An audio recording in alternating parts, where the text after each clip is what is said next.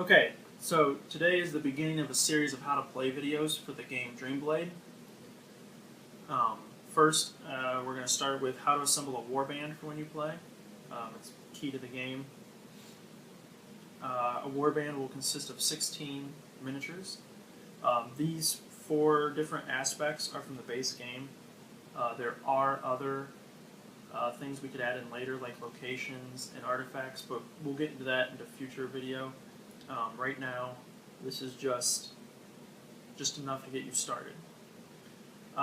There are 4 aspects to the game. You've got the blue with the swords cross is valor. The purple with the little flame is passion. The green with the little skull is fear. And then the gray with the tentacle is madness. So you can, when assembling your warband, you can choose to have miniatures from all 4 different aspects, from 2 of them, or from 1 of them. It's all up to you. The way this next step plays is similar to Magic the Gathering as far as the cost of when to play your miniatures. So to break down the face of a miniature, this right here is going to be your cost. The number circled is the spawn cost plus the amount of symbols of its aspect is going to be the aspect cost. So in the beginning of the game, each player is going to roll a 6-sided die, and 1's a bad number for the game, and we'll explain later. But each player will roll a die, and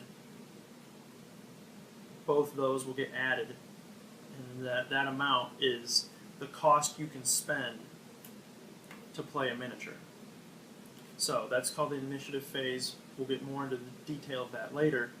But if I roll a 5 and my opponent rolls a 2, we have a total of 7 to spend. So this miniature here cost 4 plus 1 aspect cost is 5. So we would be able to play him.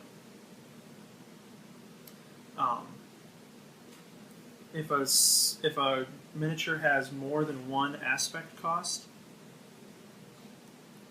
what happens is, if I already have this miniature on the Dreamscape, when I go to play this particular miniature, I only need 4, 5 as the initiative cost to have been rolled for that particular turn.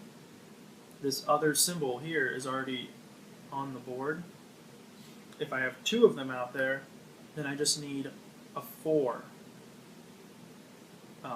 as the initiative cost for that particular turn.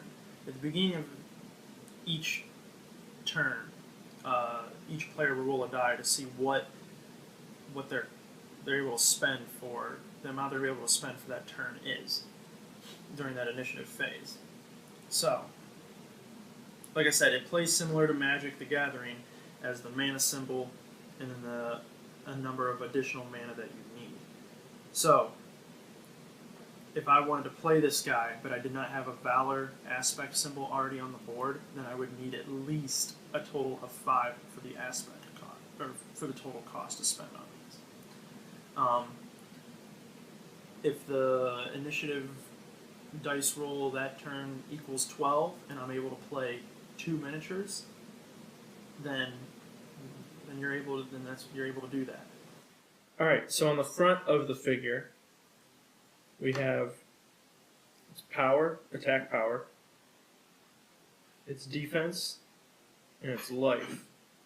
And then also is going to have an ability reminder, and then the name of the miniature.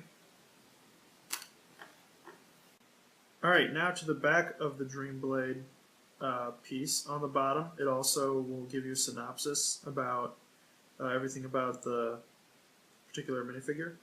At the top here, we have the name of it.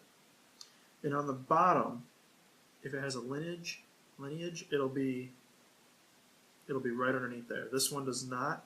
Not all of them have it, but if they do, then usually miniatures of that particular lineage go together and do like combos. They have synergistic abilities according to that.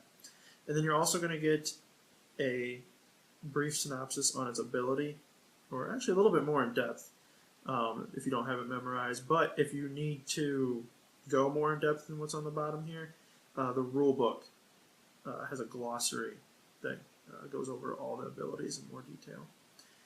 Then underneath that, you're going to have its flavor text if it has any.